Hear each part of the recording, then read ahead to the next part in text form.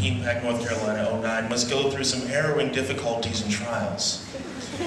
He must stand in front of his committee or party and make a 30-second speech and then wait with his eyes closed for his destiny to be decided by an upraised hand. That sounds disturbing to me. I don't know about you. Then he must campaign in the general election and participate in an open forum and answer tough questions about himself and about his party platform. But even more disturbing and dark is that he must survive the Wednesday morning sugar rush. I don't know what your children told you, but on Wednesday morning there was so much candy and cookies floating around that it was disturbing. I haven't come down off the sugar high at all, so I'm still going. But for this one person to climb the mountain of difficulties facing him, he must have an indomitable will, incredible character, or a lot of candy. So, you can pick any one of those. But we did have an election, and someone did win. This person's name is James Compton, and I'm going to ask him to come to the front.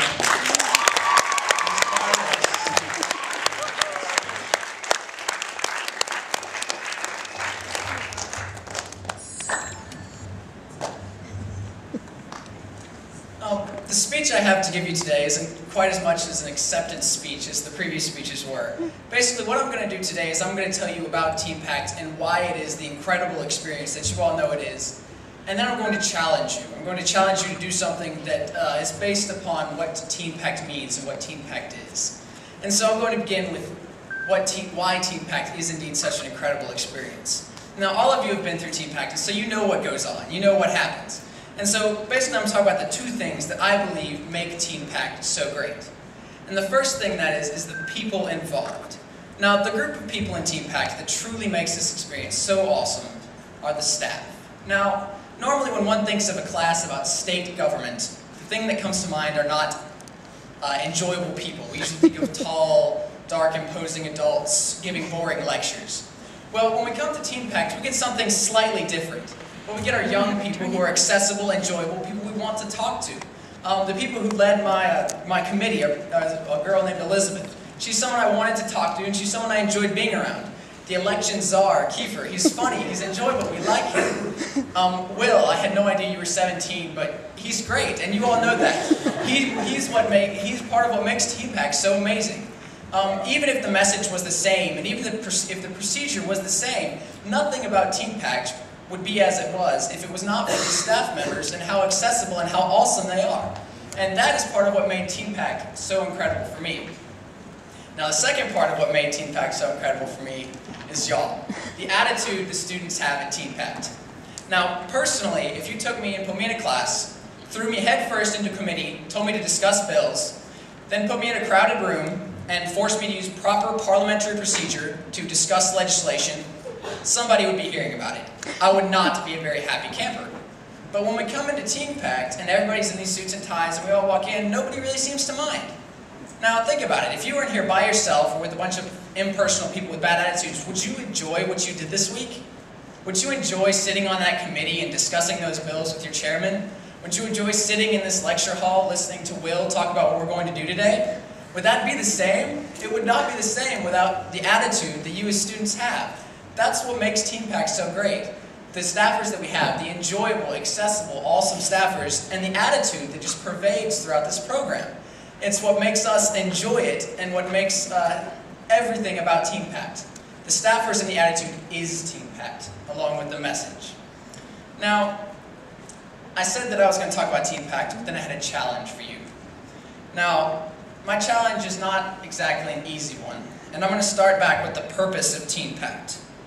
Well, as the Team Pact's mission is to, quote, turn students into statesmen.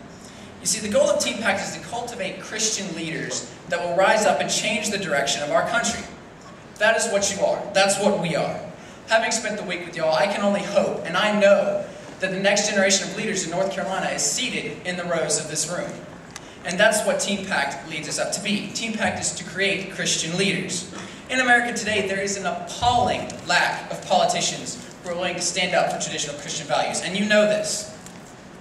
As the next generation of leaders, you have a responsibility, you have a duty to uphold Christian values in politics. America was founded by men who were not willing to compromise on their Christian principles. These men loved and valued the idea of liberty and believed it was their God-given duty to preserve it. We, as Christian leaders, have the responsibility to do the same thing. America is the leader of the free world, the land of opportunity, a land founded on the principles of equality, liberty, and Christianity. Without Christians to uphold these things, the whole system collapses upon itself. We are the next generation of Christian leaders in everything, in government, in our schools, in our communities. We are the Christian leaders, and it is our responsibility to make our great nation that shining city on a hill that Ronald Reagan said it was. We are to make the greatest country in the world a country that is great for the glory of God. We are to make this free land of ours a land that reaches out to others to share the glorious message of salvation.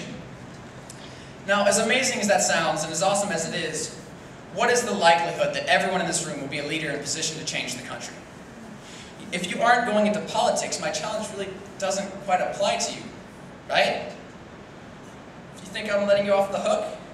America was founded on Christian principles, and Christian principles should rule every aspect of our lives, not just our politics. That's what Team Pact is about. The United States of America is not the only thing in the world that should be a shining city on a hill. Everything that we as Christians do or lead should be a light for God. Be it governing in America or leading your family on vacation, we are called to do everything for the glory of our Creator.